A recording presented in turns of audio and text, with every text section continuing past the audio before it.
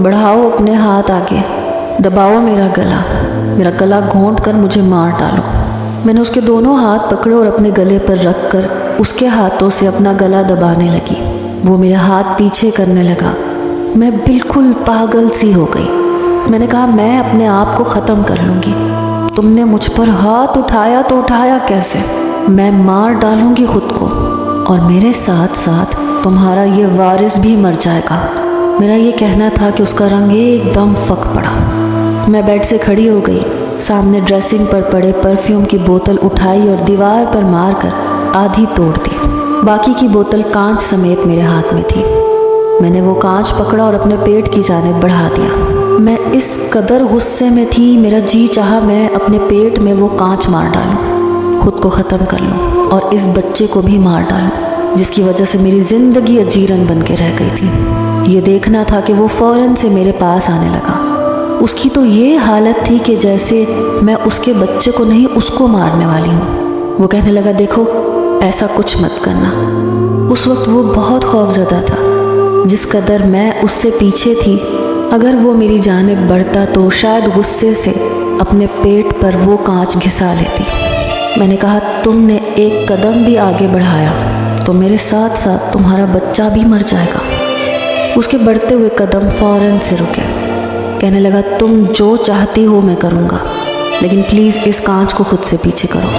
पहली बार मैंने उसके चेहरे पर खौफ देखा था, उसकी आंखों में आंसू देखे थे। औलाद इंसान को कैसे मजबूर करती है ये मैं जहांगीर शाह की आंखों में देख रही थी। मैंने कहा मुझे यहाँ नहीं रहना, मुझे शहर जाना है। कहने लगा ठीक है, अगर तुम मुझसे वादा करोगी कि तुम अपना ख्याल रखोगी तो मैं तुम्हें शहर ले जाऊँगा। तुम मेरे बच्चे को कोई भी नुकसान नहीं पहुँचाओ। मैंने उससे वादा कर लिया। वो मुझे शहर ले आया। मैं उसके शहर के बड़े से बंगले में रहने लगी।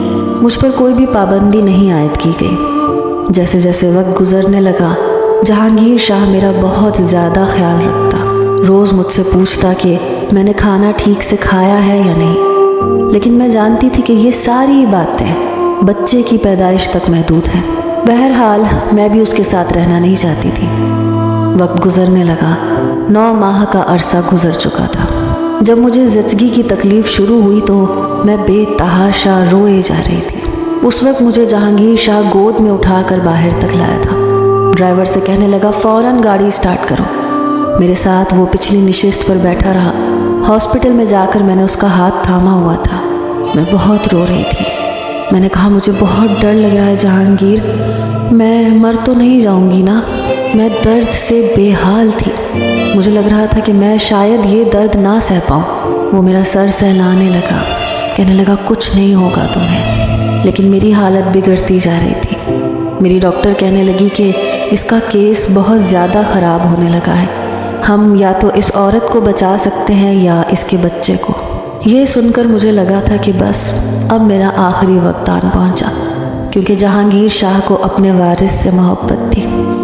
अपने वारिस की खातिर वो कुछ भी कर सकता था।